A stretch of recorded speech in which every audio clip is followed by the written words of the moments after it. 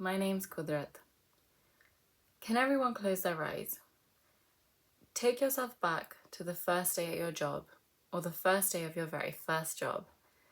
How are you feeling? Excited? Nervous? Anxious? What thoughts are racing through your mind? What will your job be like? What will your colleagues be like? Will you fit in? I want to share with you my story. Having just graduated from medical school during the pandemic, I was starting my first job as a doctor. I'd been there about 2 to 3 weeks and felt like I was finally settling in. I enjoyed my job and I was working really well with my team. A colleague who I enjoyed working with, a few weeks in, asked me for a reminder of my name. This wasn't an issue for me at all. Junior doctors rotate jobs and teams every 4 months, and so it wasn't unexpected for her not to remember my name. On top of that, my name isn't a standard English name, so I understand it's hard to remember. She very politely asked me, "I'm so sorry, what was your name again?" "That's okay, it's not a common name at all. It's Kudrat." I'm not going to be able to remember or pronounce that. I showed her my work badge because I find it's easier for people to see it when it's written down. It's easier if you split it into 2. Kudrat. I won't be able to pronounce that. "Do you have a nickname?" I said no, I'm not a fan of nicknames. "Oh well, I'll call you Kat. It will be easier to remember." Okay. If this was you, how would you feel? Sad? Angry? Confused? Initially I felt confused, and then I felt embarrassed. Embarrassed that I'd potentially created an awkward situation with a colleague I wanted to get along with. Then I felt upset that my name wasn't remembered. Was I not a valuable asset to the team? Did they respect me? I started questioning my relationship with them. And finally, disappointment. Disappointment that a small amount of time couldn't be taken out to remember my name or to learn how to pronounce it properly. This wasn't an isolated experience. Throughout my childhood, in school, university, at work, I've had many names. Kudrat, Kudrad, Kudra, Kira, Kalra. This was a first with a brand new shiny nickname. If anyone knows me, they know I hate nicknames. But I'd become used to it. I had accepted this microaggression as a norm. This experience really got me thinking. When did my name actually become Kudrat from Kudrat? The first 7 years of my life, I was in Norway, and there I was Kudrat. Very similar. When I moved to the UK, I suddenly became Kudrat. Why did that happen?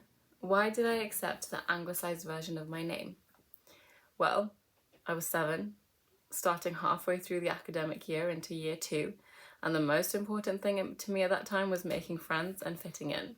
So I became Kudrat. And I stayed Kudrat for a very long time. So, what's in a name? 4 centuries ago, Shakespeare in Romeo and Juliet wrote, "What's in a name?" He said that it's just a convention and that there's no meaning behind it. But in fact, I believe that a person's name is everything. It's an expression of their individuality, their identity, and their uniqueness. In a lot of cultures, in particular mine, names carry a deeper meaning and are rooted in social and cultural beliefs. My name means nature, and it was selected after my birth in a special naming ceremony and was specially picked for me by my dad. It was a special name given to me. A person's name is the first thing you learn about them. It's the first line in every new conversation, a basic first step. It also sets the tone for that conversation and for your relationship with that person. It's a small factor, but within a team, on a personal level, this impacts the feeling of belonging, the feeling of being valued, and the feeling of being respected. Something so simple and yet difficult as pronouncing a name. Belonging, value, respect. You could even draw it down to as simple as being a demonstration of caring and kindness. Historically, many people have anglicized their names to fit in, to appear more mainstream within dominant Anglo cultures. A study found that half of the surveyed Chinese students who attended American universities adopted English names to make it easier for people to pronounce. More than half of Asian and Black job applicants in America whitened their CVs to avoid any racial cues. Those who did were twice as likely to be called for an interview. That's extremely problematic. The NHS is currently facing its greatest workforce crisis in its 74-year history. There are major issues of staff burnout and workforce retention. We have all learned from Natasha Zimmerman the importance of belonging. Belonging is what leads to having a community. And a key cause of burnout is that disconnection from that feeling of belonging, that feeling of passion towards their team and their work. If people are kept connected, this reduces burnout.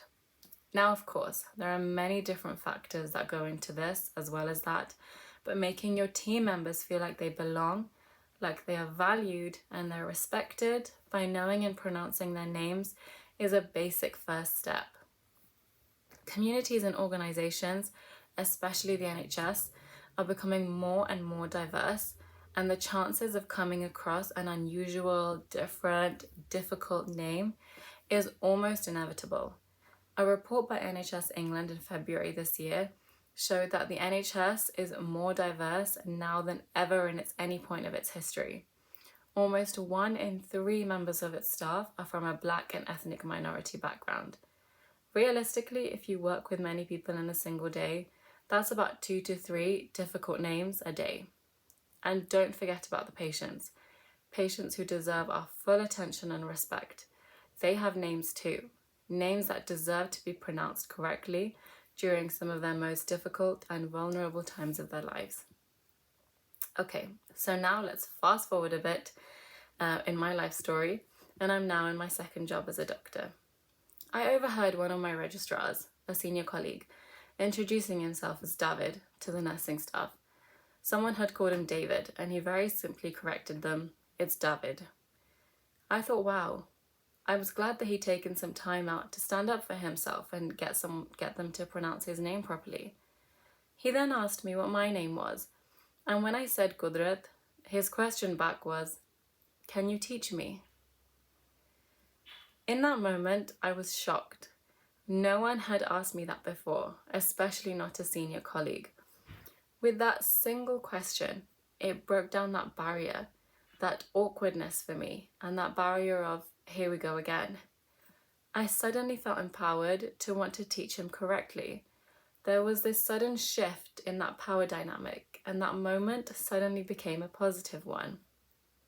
It's a very simple yet effective tool. Can you teach me? In particular, in an organization like the NHS, which is very hierarchical, it empowers that person to be able to teach their rightful name. This simple tool will allow you to not make that mistake that person did with me. In the end, the mistake is not the mispronunciation or not remembering the name. It's what you do after this. It's the continued mispronunciation, or in an extreme, baptizing someone with a new name.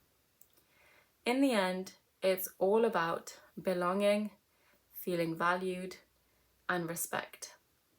It also speaks to other part of us. This isn't just about a name. It's about how we treat each other, how we listen to one another, and how we care, and how this makes us better team members within our organizations.